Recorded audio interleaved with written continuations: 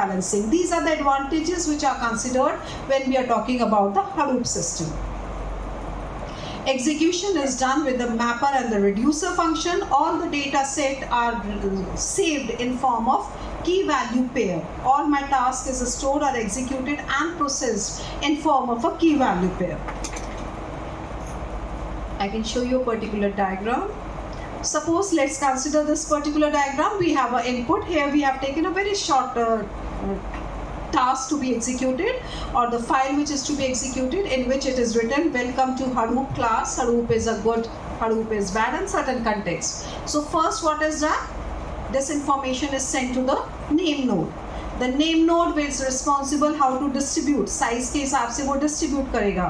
And what it forms? It forms the input splits. We have the input splits over here. So my data is distributed into 4 input splits. Then the mapping is being done. My task is over here is to find the number of, or the count the number of words. If it is a very large document, naturally, here you can count it manually by yourself. But if large text documents are being submitted, then this task is very much time consuming. So the mapping is being done, and you can see over here that the task is mapped, or the processing is done with the key value pair. Welcome is the key and the value is 1, because these are the one information, one word is existing over here. Similarly, for all the input splits, the mapping is being done in form of a key value pair. Then we try to shuffle them. This shuffling is an optional step. It is not at all compulsory. Depends upon what type of task you are doing, and it is shuffling the information according to the alphabetical order. The B has come first, C, D, and whatever the sequence is there. And last comes the task of the reducer. The task of the reducer is to collect all the data from the shuffles and identify how many times the word have existed. You can see over here for Hadoop 3 words were there. It has reducer has reduced or summarized the information, and it has written 3. Then is written as 2, and the final output is generated. So parallelly my task is being done at the different machines, and the mapper and the reducer are the main components which are responsible for the execution of the task.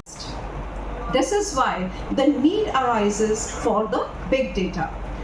Making decision only on the part of the students in a particular classroom is not good enough. But if we take all the students into consideration and try to find out or analyze the things, that is a much wiser decision. The key benefits derived from big data analytics. We have understood that what big data is, or to which data we say it is a big data. We have understood why it is referred as a big data. Now there are certain key benefits which are important to be considered, that if we perform analysis on such data, what information we will be getting, or how it will be helping us in the growth of a particular organization.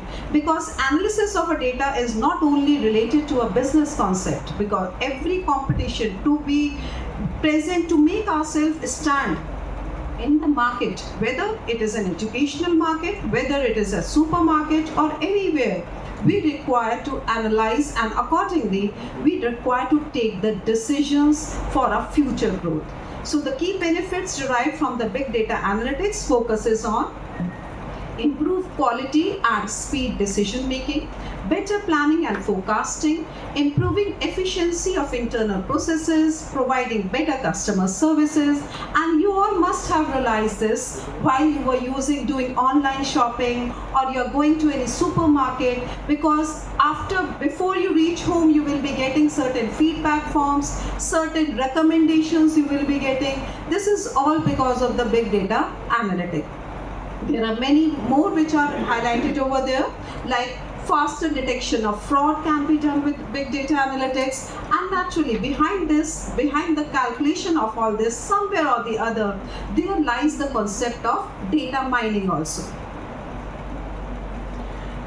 Now, big data, we have got it. The question arises that for such a voluminous data, which is of different variety, how do we store this exponentially growing data? This this data is generated and is available by the machine or by the human being, we should have certain technique that this data we can easily store and we can process this particular data. There are certain characteristics if we are talking about